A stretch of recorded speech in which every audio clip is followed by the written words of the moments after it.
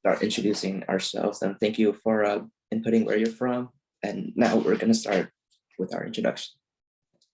Yeah, hi, welcome. My name is Lauren Siegel. I'm the co-founder and executive director of Math Happens Foundation. Hello, my name is Saurav Gandhi, and I'm an intern at the Math Happens Foundation and a student at the Fab Lab at the 49ers STEM Leadership Institute at Santa Clara High School. And I'm super excited to have the chance to speak with you all today about integrating maker in math education. Hello, I'm An. I'm a staff member at Math Happens. I'm also a mechanical engineering student at the University of Texas in Austin, and I've been working with Math Happens for over a year now. And I'm super excited to be here and show everyone what we do at Math Happens. Good morning, or good morning, good evening, good afternoon, depending on where you're at. I am Josephine Shang. I am the Director of Operations and Community Engagement at Math Happens Foundation. I am a graduate from University of Texas at Austin, and I'm so glad that you guys are here with us today.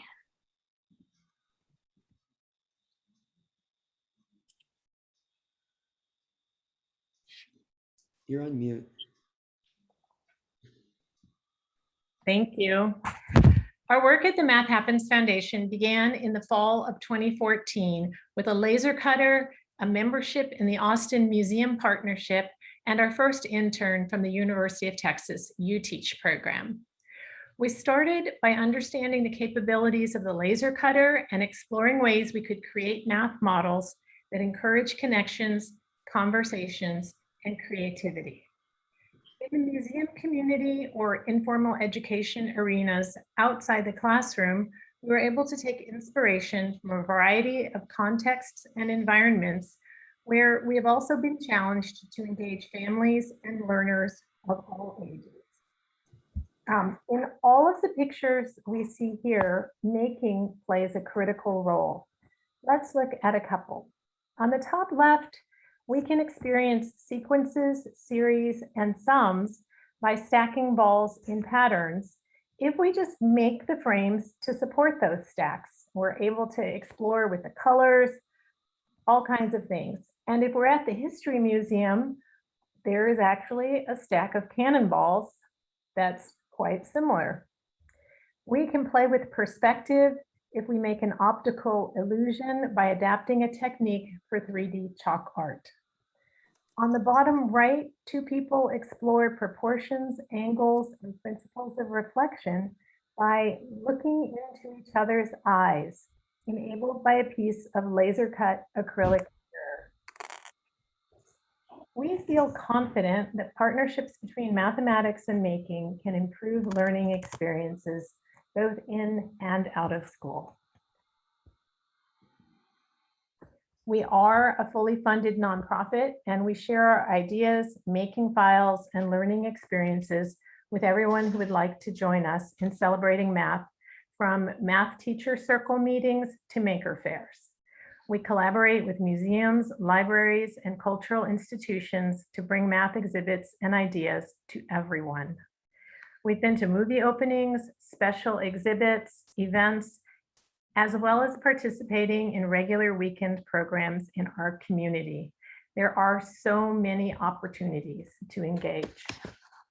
This is an exhibit that we not only funded, but helped to physically build in 2017 at the Austin Nature and Science Center. We bring math programming to their regular exhibits as well as special events, and we have funded and built permanent installations as well. This project is a collaboration that showcases a human sundial where visitors can tell the time based on the positions of their shadow. I think we're going to see the video that the nature body is going to cast a shadow down onto these stones over here, which will tell me the time. Now, the sun is higher or lower in the sky based on the time of the year. So we have tiles to account for that. We have a tile for each month. And I'm going to find the October tile because I am filming this in October. So I will stand on the October tile, and my shadow falls halfway between the 4 o'clock and the 5 o'clock stone. And it's about 4:30 right now. Pretty cool. We observed. So in this session, we will showcase 5 projects which integrate math and maker concepts. And these projects range from Koch fractals to Voronoi diagrams and can all be made with both just simple materials that you can find around the house and in Fab Labs with the laser cutter or Cricut machine. And towards the end of the presentation, we will also include a preview of our free book that will provide much more details and instructions for the lessons that we're presenting today. So let's start off with the Koch fractals activity. If you don't already know, the Koch snowflake is one of the earliest fractals or never-ending patterns to have been described and is named after the Swedish mathematician Helge von Koch. And in simple terms, a Koch fractal can be made by drawing an equilateral triangle and then dividing each side into 3 equal parts, and then drawing an equilateral triangle on the middle of each side, as you can see on the animated GIF over here. And this process keeps repeating and repeating over and over again. And on the left-hand side, you can see the 3 stages of the Koch fractal. We have stage 0, 1, 2, and 3. And one very interesting property of the Koch fractal is that its perimeter diverges to infinity, while its area converges. So if you put a circle around the Koch fractal, it will never go out of bounds no matter the stage. However, its perimeter increases infinitely. So exploring Koch fractals can be a really fun and hands-on way to sort of introduce concepts such as limits, convergence and divergence in pre-calculus and calculus courses. So before we go further into Koch fractals, we would like to do a little fractal art activity. And for this activity, you will rearrange the pieces in a slide to create some fractal art. So if you guys can, please visit tinyurl.com/fablabfractals. We also just put a link in the chat, and this will go to a Google Slides document where you can choose an individual slide and just start working. But before you do start, there are some things that we want to talk to you about. So first off, you'll have a slide with all these different pieces, and you can put them on top of each other, interlock them, and create different fractal art. However, please don't resize them because they're designed to perfectly interlock with one another. And on the top left of the slides that you'll see, there will be a bunch of keyboard shortcuts so that you can duplicate your fractals and rearrange them. So that's just there for your reference. And we've allotted around 7 minutes for this activity, but that's a soft timer. So feel free to take more time or less time. But yeah, that's pretty much what this activity entails. So just pick a slide and start working on the fractal art. And Miss Siegel will be on the second slide, and she'll do some fractal art as an example too, if you'd like to see. Oh, I just went to the wrong one, but I'm back. They have been set up so that the small ones will overlay onto the large ones, but you can play with that too.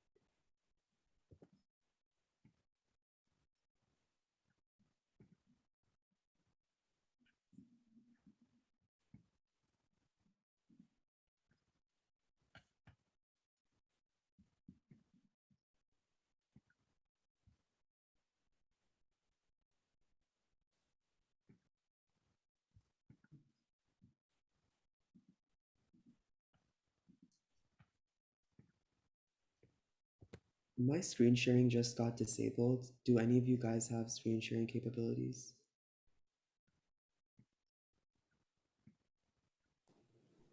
Josephine should be able to. You have host permission, so you should be able to open it up too. Oh, it's still, I thought I changed it to you. Would you be able to make me a co-host? I think that permission got changed. Oh. I don't have the permission anymore.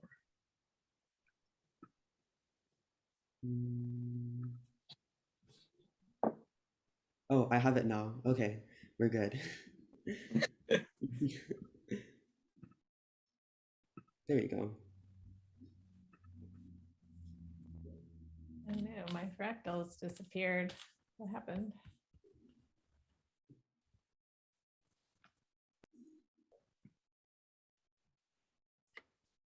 If you have any questions in the meantime, feel free to put them in the chat.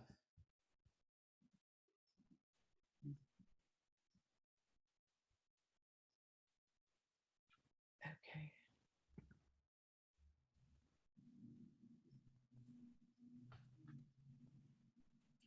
Oh, there we go.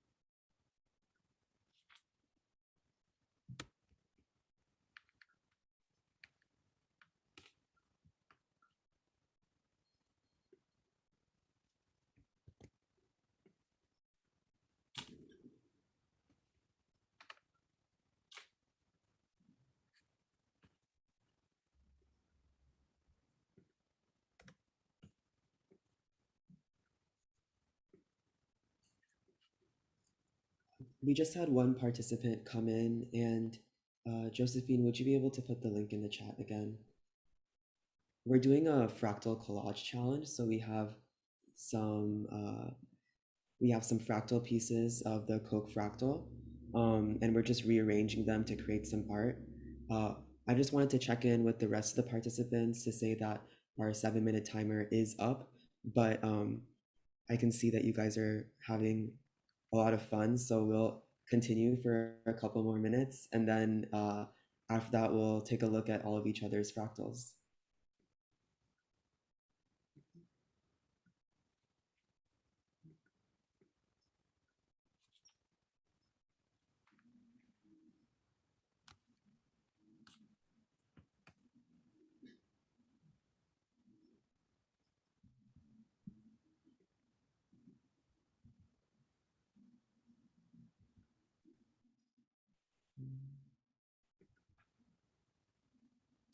Ooh. These look really nice.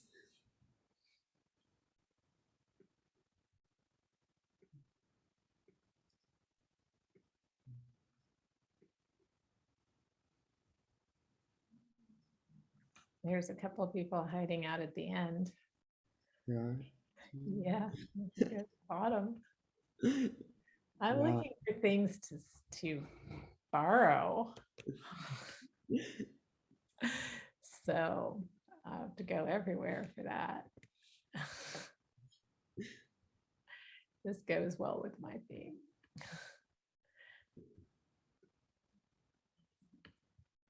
But I'm really liking this one too. Yeah, and if you're feel like you're content with your fractal, it would be fun to just go on other people's slides and grab their fractal and see how it can fit into yours.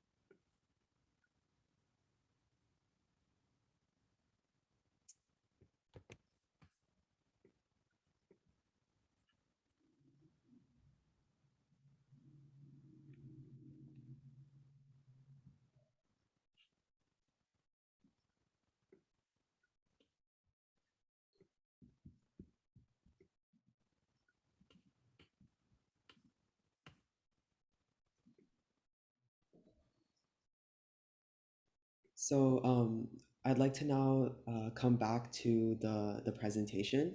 Feel free to work on this activity on the side or just keep the link and work on it later. But we do want to say that this activity was a very popular in-person fractal project that we would do with students pre-pandemic, but we adopted it to fit this virtual setting just so that you get a good idea of what it entails. However, this activity is more than just putting puzzle pieces together.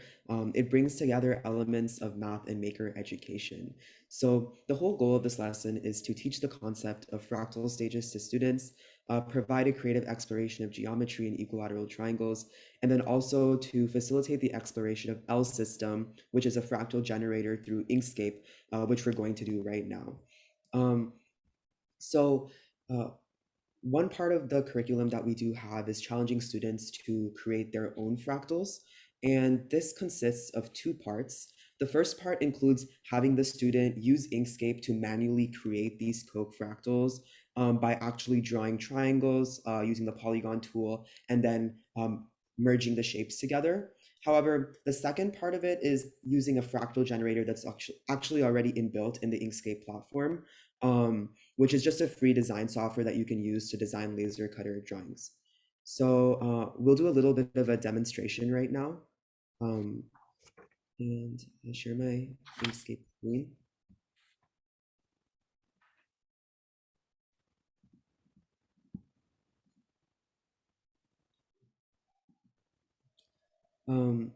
So in Inkscape, there is an option to create fractals using the software called L system or the Lindenmayer system.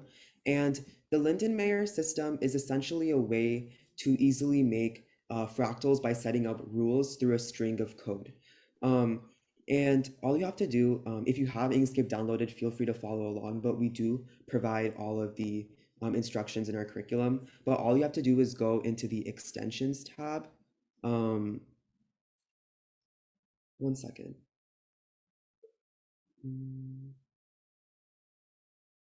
I think the settings don't allow me to share my entire screen, but I'll just show how it works. But if you go into extensions, render, and L system, there's actually a way to input a string of code, and you can make these fractals really easily by just pressing the generate button.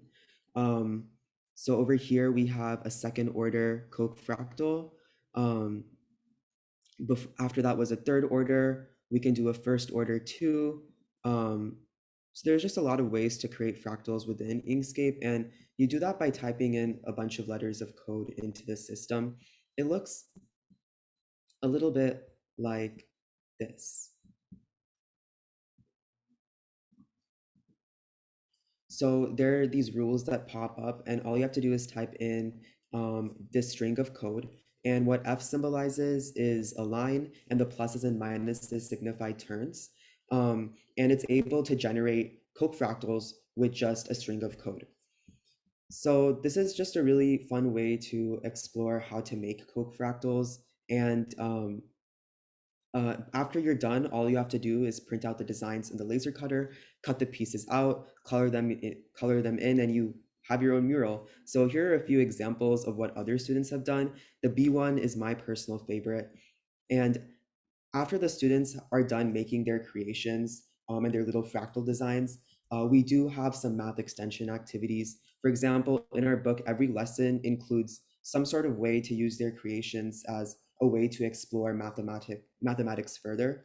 For example, in this lesson, we challenge students to find the perimeter of a stage 0, stage 1, and stage n fractal. And in doing so, they learn about patterns, they can find equations, and then also learn about limits, because they can use their equation that they came up with and sort of prove that the area is the one that converges, but the perimeter is the one that approaches infinity. So that pretty much wraps up Koch fractals. But before I pass it down to An, if there are any questions, feel free to put them in the chat and I can get to them. We'll get to them at the end. So now I'll pass it down to An to discuss the next activity. Yeah, thank you, Sarv. So our next focus will be on the golden ratio, which is also another section within our book or curriculum we have. Our projects in this section will demonstrate the many things that you can create with the natural ratio of 1.618, 0339, 8875, and so on, which is commonly observed through history. Next slide. So first, what we have is the Cardstock Caliper. The Cardstock Caliper is a simple tool that can measure the proportion of the golden ratio. So in the image to the right, you can see that the second hole of the caliper and the distance between the second hole and the third hole is around 1.618 times longer than the distance between the first hole and the second hole. So it basically shows how the proportion of the golden ratio exists in real life. And why we like the Cardstock Caliper is that it is a great tool to teach and, most importantly, know about or show the proportions of the golden ratio in everyday objects. And also, a simple project that can be easily implemented in the classroom or a makerspace setting for people of all ages. So all you need to make the Cardstock Caliper is some cardstock paper or empty cereal boxes, a hole puncher, a scissors, a ruler, and a balloon or some aluminum foil. So we already have a template available that you can lay down against some cardstock paper or cereal boxes to cut them out. Then you can also use the hole punchers to punch through the holes and use the balloon and aluminum foil to put through the joint so that you can tie all the pieces together. Of course, you can also construct these calipers on your own without the template, but the template does make it easier. But of course, you can feel free to make these on your own. You can challenge yourself and your students on how the calipers work and try to make the calipers for other portions besides the golden ratio. For example, you can give a students a 1-to-1 caliper and challenge them to make a calipers of different ratios based on that 1-to-1 ratio. And also you can use calipers in the real world. Here are some examples that have a student measuring an ant body with the golden ratio caliper. You can also use to measure your hand proportion. And you can also use it on other animals' body, like a dog here is in our office.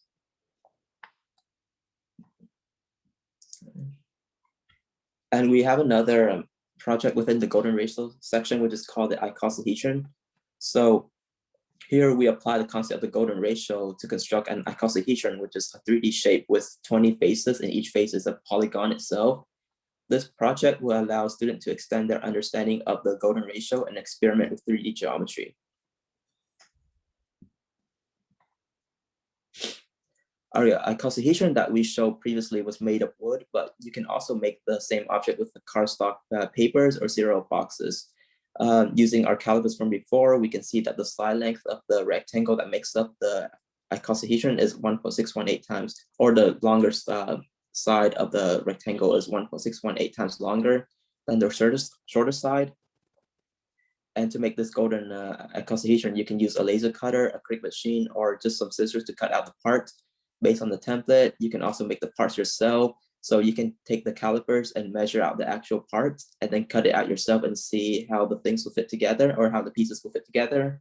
And in the end, you can use the rubber bands or yarn to just tie everything together into a nice unified shape. So the cardstock calipers and the icosahedron is just two great examples of how the golden ratio can be applied in real life and how we can see math in our own lives. We hope that you can have fun making these, but overall, that's the end for the golden ratio section for today. We do have more information on this in our curriculum that we will talk about later. But for now, I would like to give it back to Sarah to talk more about the Voronoi. Thank you, An. So let's move on to discussing Voronoi diagrams. Voronoi diagram is the partitioning of a plane with a certain number of points into convex polygons, such that each polygon contains exactly one generating, which is the black points that you see in the GIF, and it basically expands in a circular region to form planes. So Voronoi diagrams can be made by just placing points randomly or in any ordered way on a plane. And then after that, each color will expand circularly at the same rate to create flat lines as they begin to collide with one another, as you can see in the animation over here.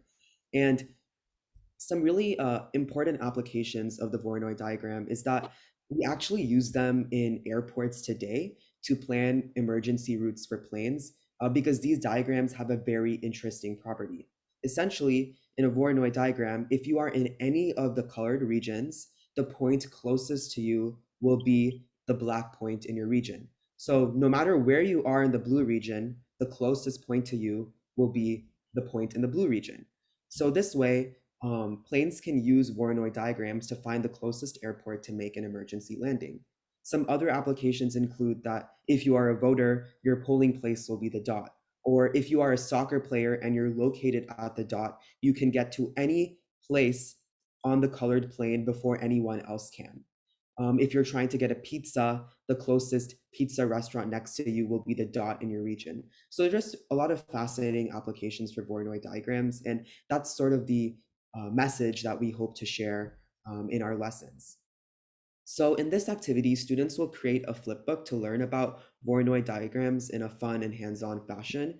This will also be a really good exercise of patience because, like with all flipbooks, creating the individual pages can take a while, but the final product looks really cool.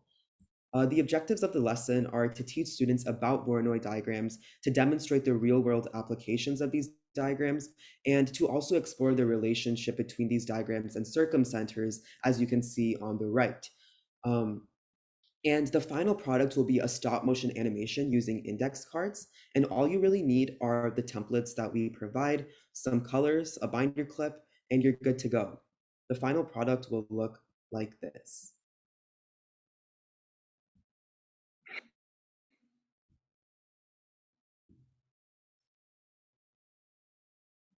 So again, we do have some math extension activities on the right, which help students connect their flipbook to real-life mathematical concepts. For example, asking them to explore the relationship between these diagrams and the circumcenter, looking at how the rate of each of these circles increases. There's a lot of different applications that we have here. So there is, of course, more than one way to explore Voronoi diagrams. We also have a very popular stained glass activity, which challenges students to create Voronoi diagrams based on patterns found in nature. For example, the spots on the giraffe or cracked mud, the pictures that you can see on the right. And what students do is that they extract these patterns and turn it into stained glass. So on the right, we have the pictures, and on the left, we have the stained glass that students have made. And after spending some time extracting the Voronoi patterns from their environment, even little kids who have done this activity in the past were able to identify similarities between the patterns found in the mud and the patterns found on the giraffe. So all in all, this activity really does do a good job of demonstrating the real-world applications of Voronoi diagrams and its application in society and nature both. So I'll now pass it back to An to talk about tessellations. Thank you. Thank you for showing us about Voronoi diagrams. We also have another creative project, which is called Tessellation Art. We are incorporating artistic elements into tessellations, which are geometric shapes that fit nicely together without any overlap or gaps in the shapes. And tessellating shapes are also very useful in the manufacturing industry because it helps to reduce wastage of materials when you cut things out of sheet metals. So that's just another example of how this concept is applied in the real world. So in this section, using tessellating pentagons, students can freely apply their creativity to create unique artistic repeating patterns. Moreover, students can learn what are tessellations and also explore variations of tessellation pentagons and learn about the people who discovered them. The picture on the right is another example of a unique, colorful interpretation of a set of tessellating pentagons. So these tessellating pentagons were actually a challenge set out in the early 1900s to discover all the possible tessellating pentagons. Majorie Rice was a major contributor to the challenge, as she herself discovered, I believe, 4 of the possible 15 tessellating pentagon types. And only was it in 2015 was the last type 15, discovered. And by only in 2017 was it finally proven, I believe, through a very complex or complicated computer program to show that there are no more than 15 versions of the tessellating pentagon that's already laid out here. And an interesting observation that you can find is that there are many ways to create patterns with these tessellating pentagons. So for instance, with type 1, so with that type of pentagon, you create multiple patterns, and the same can be said for other types too. But for type 15, there's only one way that you can create a pattern with type 15. And we also have some math extension activities here, where you can have your students discover the relationship of the angles and sides for each of the type, or you can find more ways to tie each type. So find various ways, as mentioned before, how to make a pattern based on type 1. Or if you want to challenge yourself even further, you can also find more tessellations from non-pentagonal shapes, such as hexagon, which would be like a beehive. At Math Happens, we already constructed the 15 possible ways that pentagonal shapes can tessellate, which is shown on the left here. Each version is unique in shape and attributed to a certain person who discovered the pattern or the shape. And here we also have some more examples of what people have created from these tessellating pentagons. So there are some artistic elements to each of them. The butterfly one is a cool one, I feel. So in order to make these at home or in a makerspace setting, you can use a printer, laser cutter, or Cricut machine to cut out the tessellating pentagon shapes based on the template. And again, you do not have to use our template. You can draw the shapes out based on the angles and formulas that are available for these shapes. So you can draw your own pentagons instead of using our template. But we do hope that you try it out and fit the pieces together and show your artworks to everyone and what things you can create from these tessellating pentagons. We also have another section, which is called the minute unit circle. So this is our final project for today, and this is an incredible useful tool in a classroom to introduce students to trigonometry. This project can help teach the concept of unit circles to students by providing students with a hands-on activity. For Makerspace, this activity is good to apply laser cut designs to trigonometry.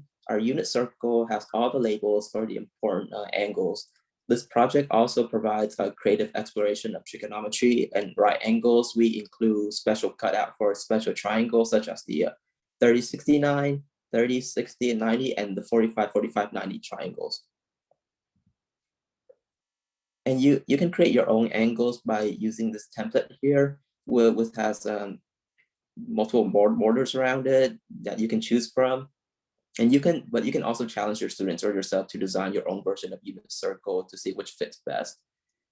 So students can, using the triangle, students can match the relationship of the unit circle with the triangle. So students can also switch to different borders to explore relationships like the quadrants, the radians, and degrees, and see how things line up with each other. But next slide. To better show how the unit use circle is actually used or can be used, we prepare a quick demo for everyone to see.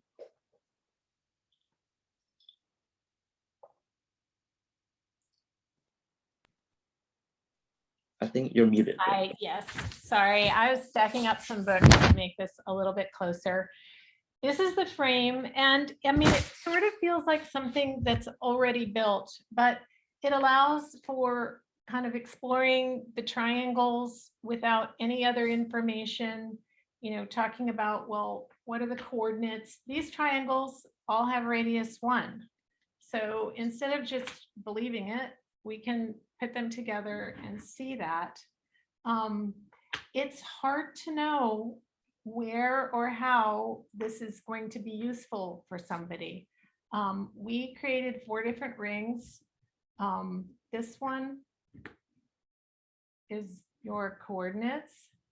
So you're able to relate the Pythagorean theorem and these coordinates to this ring. This ring reverses to show the quadrants.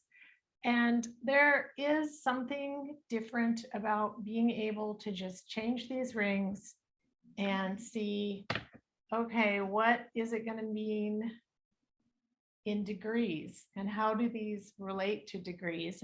And we have to be able to do that in mathematics. Go from what quadrant is it in? Are the coordinates positive or negative? What are those coordinates? How many degrees? And then the final, probably most murky concept is the radian. And the radian is actually the distance around the circle. I sent one of these to a mathematics professor, and it comes with one more piece. This is a radian. A radian is a distance along the curve that's equal to 1 radius. So he made a little video that was exactly this on Twitter that just shows the radian coming to the center and the way that it relates to the rest of the circle. This video went all over the place. It had more than 100,000 views.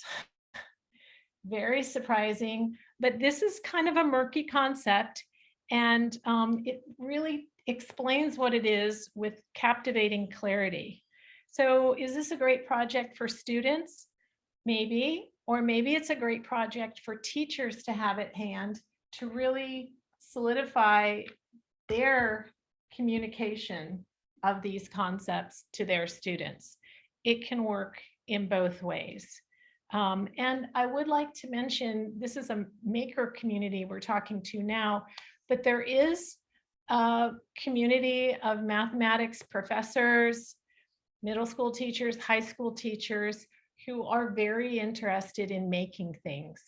I'm not sure that they come to a makerspace or that they really have that collaboration, but that community is there, and I think it could really lead to some really good collaborative work. And so I'll be happy to answer any questions about this at the end. Thank you. And I'm handing it back to Sarav.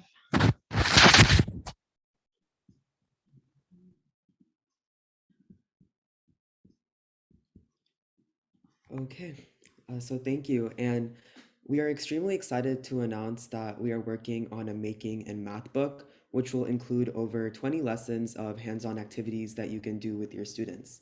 We understand that despite the emphasis placed on STEM, it can be a little bit hard to find ways to integrate math into maker education. So we hope to alleviate this concern with our book. And over here, we have an example of one piece of curriculum. It has the first and last page. And each lesson includes detailed instructions, maker education connections, math extension activities, and online resources. And we'll start by making the material available for free through our digital website, but then we do have plans to print the book as well. So we are still in the process of writing this book, but we would love to send you some sample content and lesson plans prior to its publication. So if you're interested, please scan the QR code or visit tinyurl.com/mhbookinterest form. We're also putting the link in the chat. And if you're interested, just please fill it out and we'd be happy to share some of the projects that we discussed with you today. So while I'll just stay on this slide for a couple of seconds and then I'll pass it to Josephine, who will talk about a bonus activity.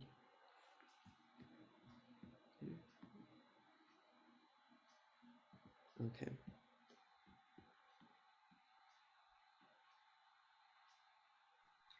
All right. So this last activity that we'll be doing today is regarding the spiral of Theodorus, or otherwise known as the square root spiral. And what you'll need are just strips of paper. It's like going into my screen, but strips of paper that are 1 inch wide and as long as you want to make it, because you'll be making a fan out of it. And so to begin with, you want to get one end of your strip of paper and then fold it downwards so that you form a triangle. And this is going to be the start of your square root spiral. And you can flip it back up and then fold it down so that you create a square using the guideline from the triangle that you created. And from here, you'll continue on making your spiral by, maybe I should get rid of my background to facilitate this. Let's see.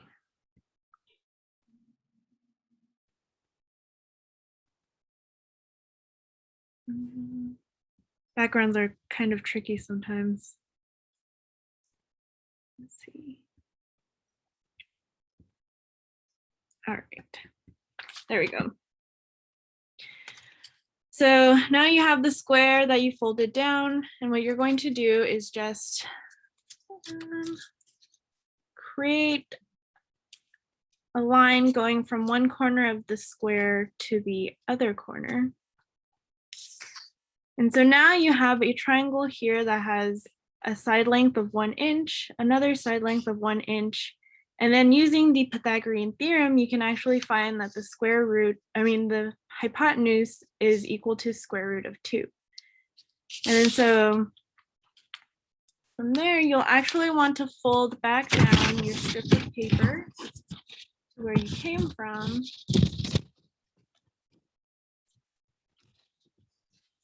So then you're going to continue on by folding up across the strip that you just created. And so now you have a second triangle. So we had our first triangle that had side lengths of 1, hypotenuse of square root of 2. And the next one is going to have one side length with 1 inch, another one that's going to be the same as your hypotenuse from your previous triangle. And then again, using Pythagorean theorem, you can find the hypotenuse for this triangle to be the square root of 3. And then you can just continue on, and you can actually find every single square root just by doing this activity or by creating a square root spiral.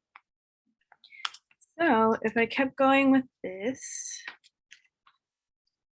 and wish this was more colorful, but you could challenge your kids to do this on just a blank sheet of paper or by creating this fan.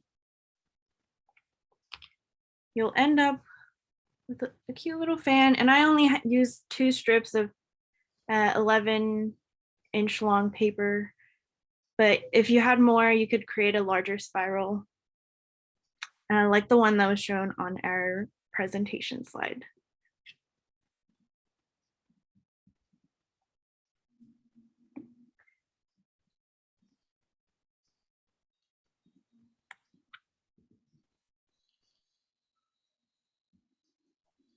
So Okay, so that's, oh, sorry. So that's all we have for today. Thank you everyone for being here with us. At Math Happens, we strive to make math accessible to everyone. So by creating these simple projects, we are able to connect math with all groups of people. So we hope that by attending our session today, you can feel inspired to implement these math projects or create your own in your own local community so that math can have a bigger, better presence in our lives. So again, thank you for being with us today. Before we conclude, does anyone have any questions for us? Feel free to type it in the chat or just. We actually had a question come in earlier, sorry, from Dean that asked, is F the only command used in the L system generator? Apart from F, we do have pluses and minuses, which do account for the turns. So plus means a right turn and a minus means a left turn, I believe. And then when you actually input it into L system, they have like the degrees that you can put. So for example, for our Koch fractals, since we're using equilateral triangles, we made ours 60 degrees each. But if you're trying to make a different fractal, you can just change your degrees. There is a lot of documentation online about L system, but in the curriculum that we'll share with you guys if you filled out the form, we do have more information about what sort of commands are there and what the different parts of the L system do as well. So that's on your main website where you'll have all that information. Math Happens. Yes. Yeah. Okay. Yeah, we should probably put up a blog that has a link to this presentation as well. That will not be up for till at least end of day today. But yes, we have a category too in the sorting called take and make, which is take this idea and make it your own. So those files tend to have other links to SVGs and laser projects as well.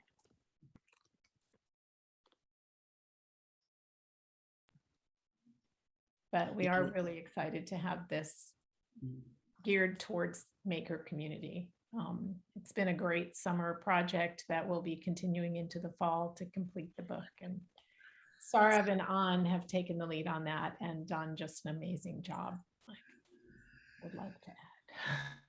I did see one question about putting the link to the, I think they said the loom template, but I believe that was the curve stitching one. We have that on our website, I believe, right? Yes. Yeah, I can put it into the chat.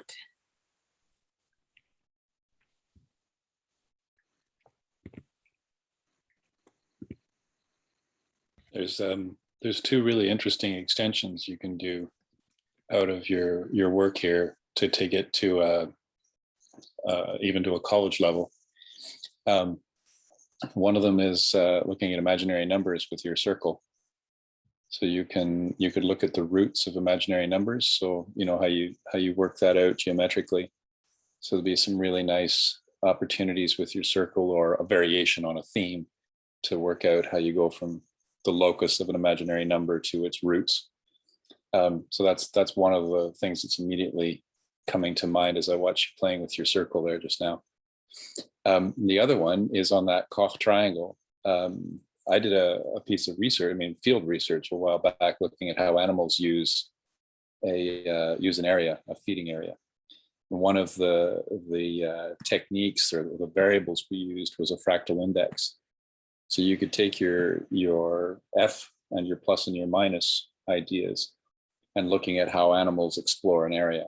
So some really cool ideas about how you cover an area using a fractal index. And there'd be some really interesting, take that to the next level. It's graduate work, but you could play around with sort of looking at decision-making by animals. How far do I turn?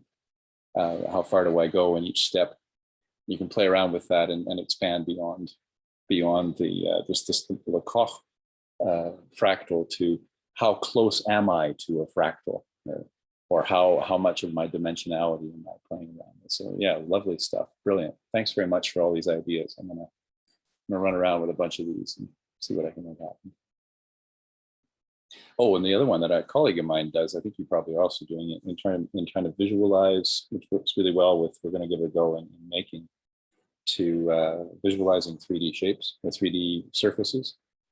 And then you can take, if you've got an X, Y, Z surface, and you can take your X, say increase Z by steps, and then look at what X and Y, this functional form of X and Y at each one of the steps as you go.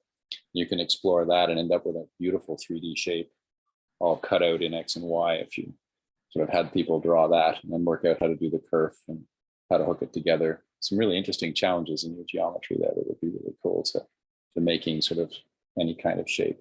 So yeah, thanks very much for the ideas, guys. Thank you for those ideas. I think also L system does have, you can add like a degree of randomization to like your pluses and minuses. So that would actually be a very cool project. And then you can, if you want to play with it some more, sorry, monopolizing things, it's just so much fun. You take your randomization. So you've got kind of a random walk kind of problem. So now you go from you can use your same tool to look at a random walk. Or you can then say, okay, well, what happens? Like in our case, we were looking at turtles that were moving through a lagoon. There's a tide. So there's an overarching current that moves through. Turtles don't fight the tide, they just go with it. So now your decision making on the turtle is imposed on a vector. So now you've got a combination of your random walk plus a vector, which is the tide. You can play with all kinds of stuff. You combine all of your things together and have a lot of fun with that. So. Yeah, it's a great idea.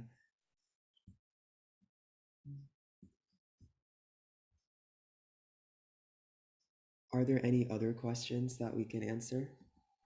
Thoughts?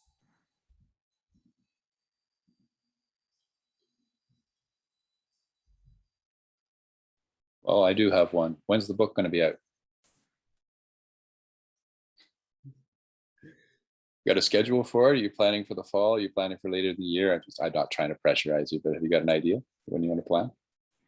For the book, sorry, you cut out there for a second for me. Yeah, sure. When are you planning on? You're going to work on the book over the summer, you said. Are you planning? Have you got a sort of a plan for when you want to publish it? When do I get to buy a book?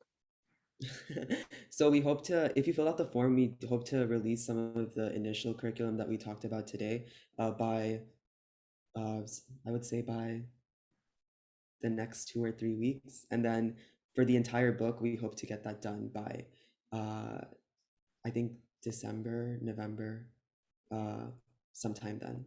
Yeah, we really hope to hear some comments and questions from you. So we would like to send out the book as it is so far. It's a result of some intensive work this summer by Sarav and our summer staff. So we would love to get those comments and reactions or questions.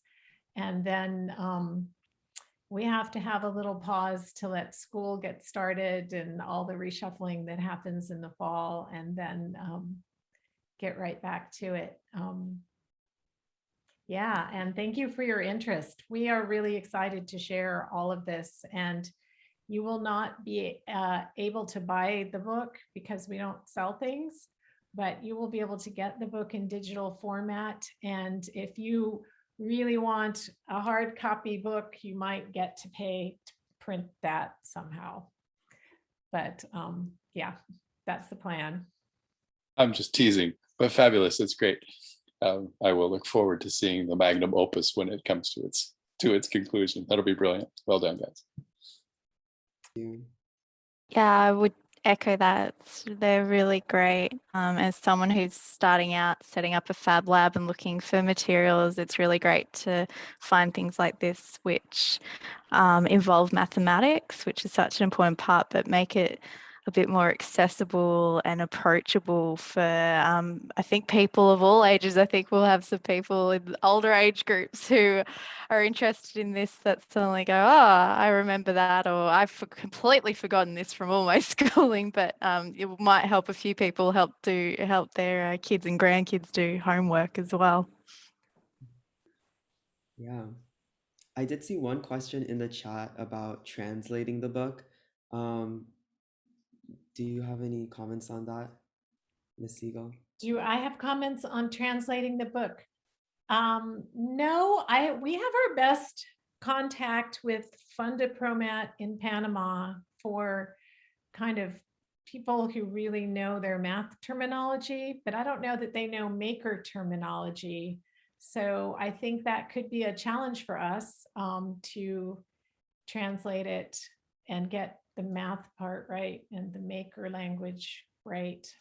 But I love it that there's interest. Are we talking about Spanish, or can you do the Dutch one? Yes, I would invite you to take your copy of the book, see if you would like to do the Dutch one, and we'd love to have you help us do that, or just steal it and go for it. Don't steal it, have it. But yes, that would be fantastic. Thank you.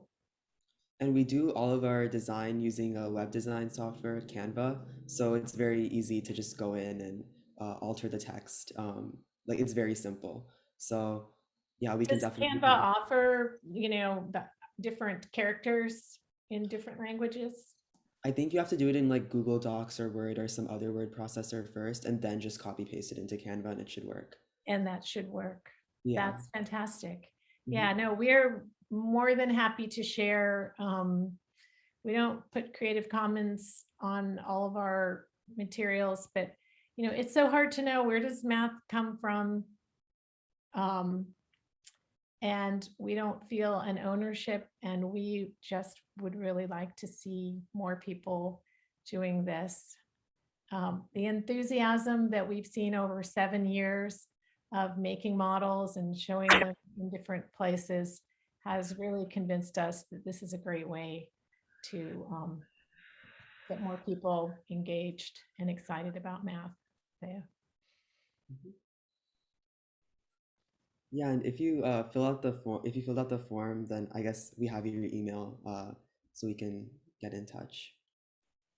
Maybe someday we'll have a conference on making math. That would be fantastic. Well, when you talk about the communities, the different communities, have you tried taking this to taking the sort of the maker ideas to a math conference type arrangement, or a math teaching conference? And I would wonder what the resonance is, because it's always fun to see how the fab community evolves in other places that we don't necessarily expect it, and that isn't one I would have expected.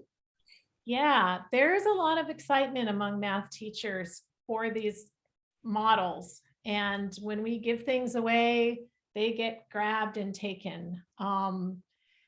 The barrier is really for a math teacher to walk into a maker space, or vice versa, for a maker space leader to contact a math. Well, it's kind of like going into a gym when you don't know what all the equipment is, or what you're supposed to do, or where you're supposed to be. And if you've been teaching with computer software or just paper pencil, it might be there's a little barrier to going into a maker space. But we have had workshops for teachers where we take them to a laser co-op and they learn what the equipment can do, and then they start to get ideas. Oh, I want to make a triangle where the angles all fold in so you can see they add up to 180.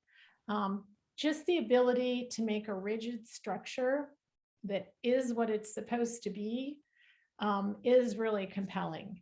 And but there is a barrier, and I would very much encourage you to reach out to your math teachers that you might have in your learning community. Well, you already have. I'm one of the math teachers. Oh, that's good. We had a talk right at the beginning from a Portuguese fellow, one of the Fab Lab that's in a library.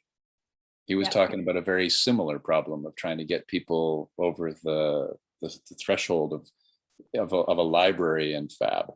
And it strikes me that you have a lot of common in your challenge between trying to get a math teacher into a Fab world as getting a librarian into one. So there might be some really interesting exchange later in the conference. Yes, I would look forward to that. There are maker spaces in libraries, and we're having some conversations with the Los Angeles Public Library maker space about what they can offer for projects that might also, you know, help teach some math, learn some math, get excited about math. Math is a great source of projects that are interesting and fun and exciting. And so we're hoping to really share that. We have many things that we've made and colored and designed. And we are excited just about all the other ideas that are out there as well. I did want to add that I am part of a program at my school called the 49ers STEM Leadership Institute. And we do have a Fab Lab at our school.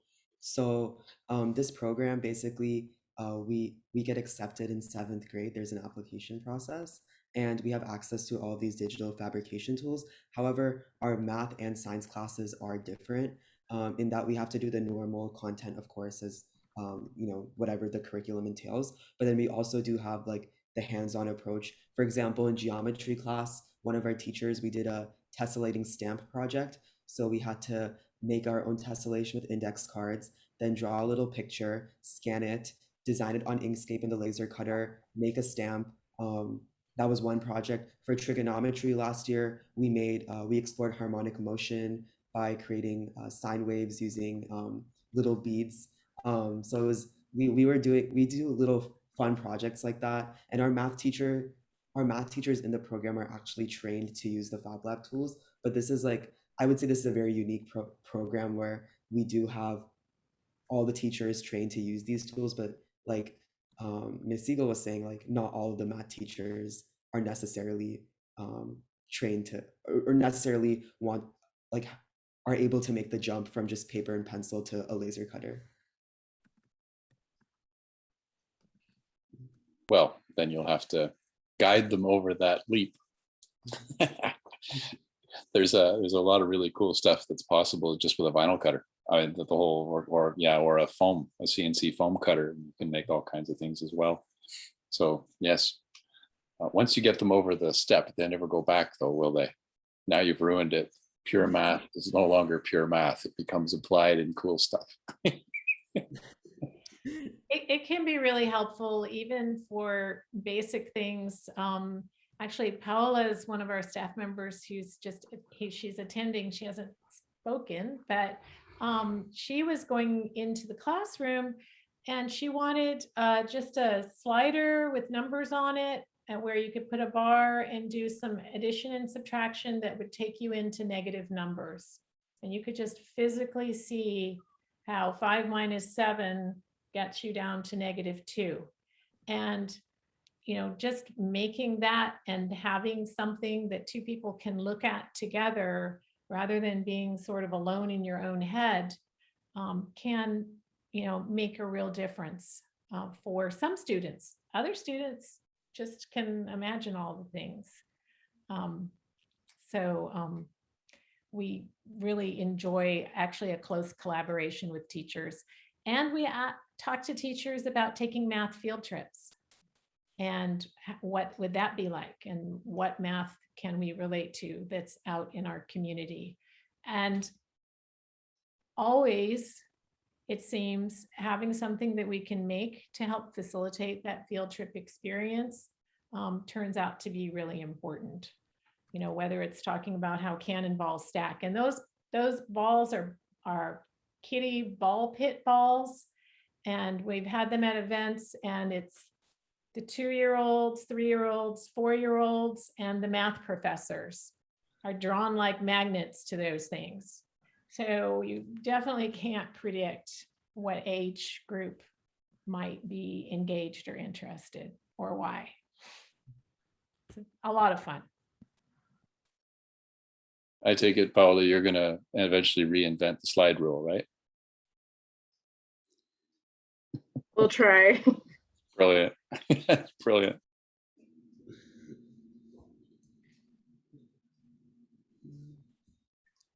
Yeah. And we're happy to communicate or chat more, or you can send me an email or fill out that form for the book. And I think Josephine just put 3 email addresses in there. We'll be happy to talk more or explain or provide some resources. And we really appreciate your attendance today. And we are super excited Sarav found us. He was doing a STEM publication, and he found us that way and ended up coming to us this summer for this internship. And has just done an amazing job because he does have this long-term experience with the maker space and an understanding. Like Inkscape is something that I have no knowledge of. And so having him be able to show and share that resource has been really great. And just this whole presentation and the book and the format of it it takes another step to bridge that gap between the communities, right? And he's been able to do that and is going into his senior year of high school. So super excited to see what that brings. On is our intern from UT. Got to see him in person a very little bit, and we've been working remotely for quite some time, and we're excited about the coming year and get back in person. Paula and Josephine have worked for Math Happens for collective 7 years or 8 years between you, but they are both full-time. And so we are, as I said, excited about being a resource if you need it, or just a cheerleader if you're off and running on your own. We really appreciate you coming. So I did see one question from Nicole about whether we have any ties with Fab Labs in Chile.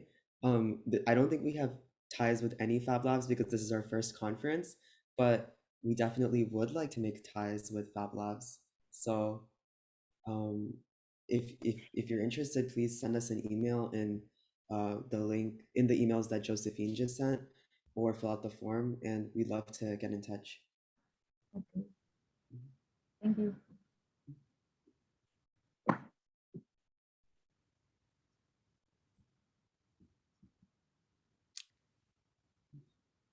think we're Well, thanks very much, guys. It's the middle of my night, so I'm going to go to bed. But absolutely fabulous stuff. I'll drop you a line through that form, and we'll look forward to seeing you guys in the next one of these. I want more clever ideas. These are fabulous. So congratulations. See you too. pleasure meeting you all. Thank you. Thank you, everyone. Thank you. Thank you, Bye. everyone.